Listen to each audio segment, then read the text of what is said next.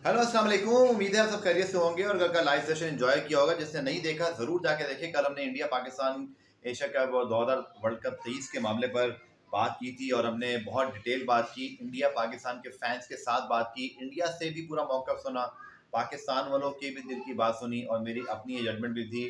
और मैं आपसे सिर्फ दरख्वास्त कर सकता हूँ कि जाके लास्ट वाली वीडियो का लाइव सेशन ज़रूर देखिएगा, यू विल लव इट।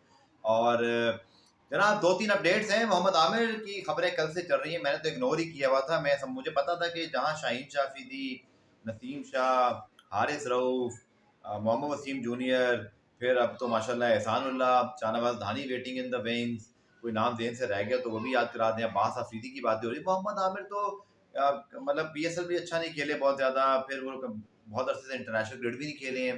किस बेस पर आएंगे वो? मतलब ये वो टाइम नहीं है जहाँ पाकिस्तान के बॉलर्स नहीं थे। अब तो शाहीन, हारिस, नसीम जैसे अगर ये तीनों एक साथ फिट खेले तो दुनिया का सबसे शायद एक्साइटिंग बॉलिंग अटैक है, one of the exciting bowling attack. Obviously Australia के पास बहुत अच्छे बॉलर हैं, भारत के पास है, इंग्लैंड के पास है, बट शाहीन की वजह से पाकिस्तान की बॉलिंग ठीक ठाक है। लेकिन मैं ये सोच रहा था कि कैसे हो सकता है, लेकिन फिर जनाब पाकिस्तान क्रिकेट बोर्ड की जानिब से जब ये कंफर्मेशन की गई तो फिर बतौर जर्नलिस्ट मेरी जिम्मेदारी है कि जो खबरें मेरे तक कंफर्म नहीं थी, अगर शायद ये खबर सही भी हो सकता है, बट मेरे पास कंफर्मेशन नहीं थी, इसलिए मैं इस खबर में नहीं कूदा। लेकिन जब मुझे पाकिस्तान क्रिकेट बोर्ड से कंफर्म हुआ कि जनाब उनका कोई इरादा नहीं है, कोई कॉन्टैक्ट नहीं हुआ है, बल्कि उन्होंने ये कह दिया है कि भाई जाके आप पहले इंटरनेशनल क्रिकेट के लिए अपना फ्यूचर डिसाइड करें, आपने रिटायरमेंट ली हुई है। दूसरा, आप डोमेस्टिक क्रिकेट वापस आके अपना डिजायर, फिटनेस, फॉर्म, सब कंपेटिटिवनेस सब शो करें, क्योंकि पाकिस्तान से खेलना इतना मामूली बात नहीं है कि हर कोई आके खेल जाएगा। आमिर बहुत बड़ा बॉलर रहे हैं, अरूज जवाल देखा है, लेकिन इस वक्त उनकी जो कंडीशन है या जो परफॉर्मेंसेज है वो इस तरह की नहीं है कि वो आके शाहीन, हारिस, नसीम या ये फॉर एक्सटेंड वसीम जूनियर इन सबको एक्सटेंड करें। देखें, पास परफॉर्मेंसेज अलग चीज़ होती है। पास परफॉर्मेंस में तो फिर वसीम अकरम को सारी ज़िंदगी खेलना चाहिए।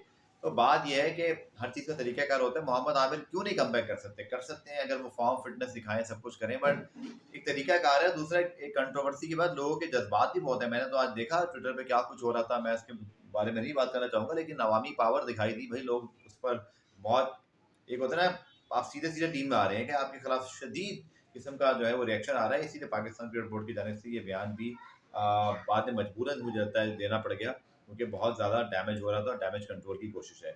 दूसरी जानिब जनाब पाकिस्तान की वनडे टीम के अनाउंसमेंट के हवाले से अब तक कोई कंफर्मेशन नहीं कि कल होगी। वैसे कल होनी थी 4 तारीख को, लेकिन अब शायद 5 को हो जाए, 4 या 5 में से किसी एक को होनी है।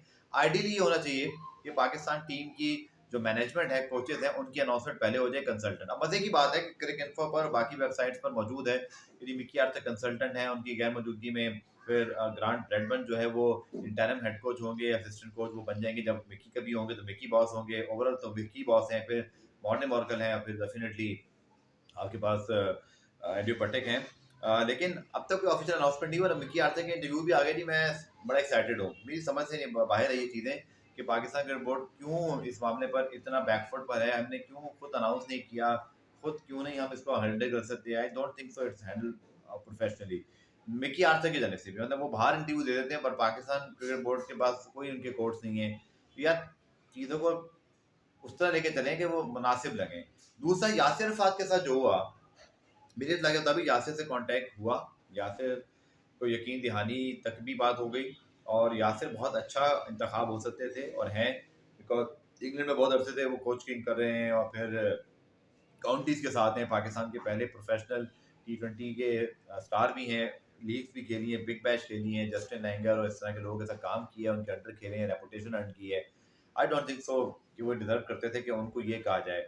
ये भी मीडिया में खबरें मौजूद है कि जी उनको जो बताया गया तो उन्होंने नोटिस भी दे दिया, शायद ये देने लगे थे, अब जो भी था व्हाटएवर, बात यहाँ तक भी गई।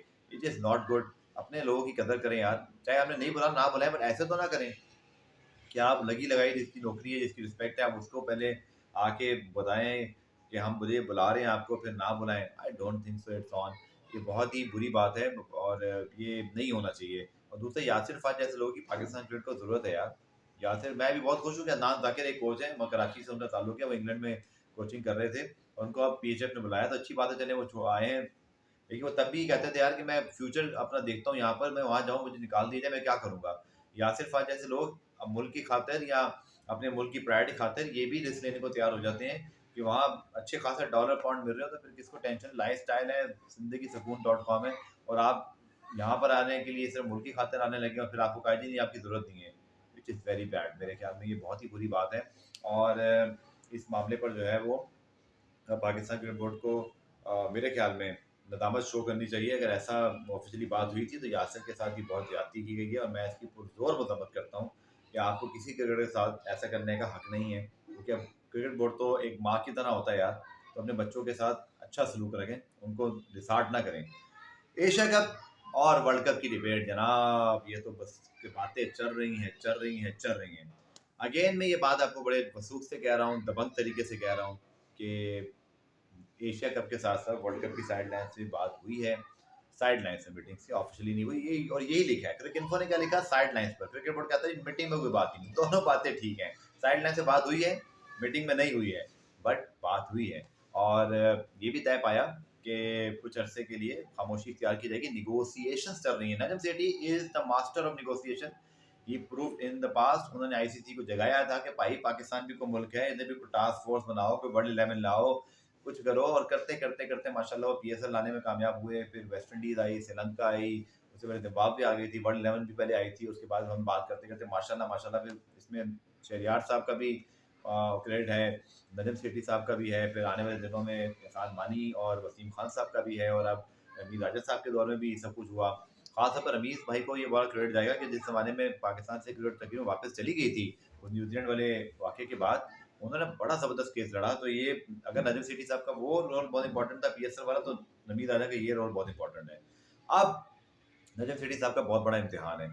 अवामी जज्बात बड़े बुलंद हैं, क्योंकि नमीद राजा साहब ने कह दिया था कि अगर आप नहीं जाएंगे तो हम भी नहीं आएंगे, और ये सारा मामला।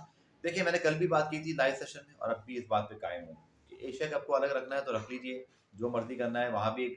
मैं कहता हूँ आईसीसी और आईसीसी को ना, ये एक्चुअली कसूरवार ये दोनों ही हैं। पीसीबी और बीसीसीआई तो है ही है, बीसीसीआई पहले फिर पीसीबी बाद में। इस तरह हम भी, वो हमें झुकाना चाह रहे हैं, हम झुक नहीं रहे। ये कसूर है तो हाँ हम कसूरवार हैं, बट अगर इक्वलिटी की बात करनी है, जिंदगी में सर उठा के चलना है, तो कोई कसूर नहीं बीसीबी का भाई। ये सब बीसीसीआई का कसूर है। बिकॉज वो कहते हैं जी हम नहीं खेलेंगे, जबकि दुनिया के सारे खेल पाकिस्तान के साथ वो खेलते हैं। पता नहीं क्रिकेट से कौन सी खास मोहब्बत है उनको। मेरी बात सिर्फ ये है मेरे भाई कि एसीसी को चाहिए कि अगर नहीं कराना है पाकिस्तान में एशिया कप, और इंडिया में भी नहीं कराना, तो लिख कर दे दो कि इंडिया पाकिस्तान में एशिया कप कभी होगा ही नहीं, न्यूट्रल वेन्यू पे होगा, कहानी मुक गई। इस तरह आईसीसी ये बात कर ले कि भाई पाकिस्तान और भारत दूसरे के मुल्क में खेलेंगे, अभी पाकिस्तान भी खेलेगा, भारत भी खेलेगा, और ऐसी की तैसी देखते हैं फिर कौन नहीं खेलता। बट अगर आप ये नहीं कर सकते, आप में दम नहीं है, तो भाई फिर ये हाइब्रिड मॉडल अब भी मानो और आगे भी मानो।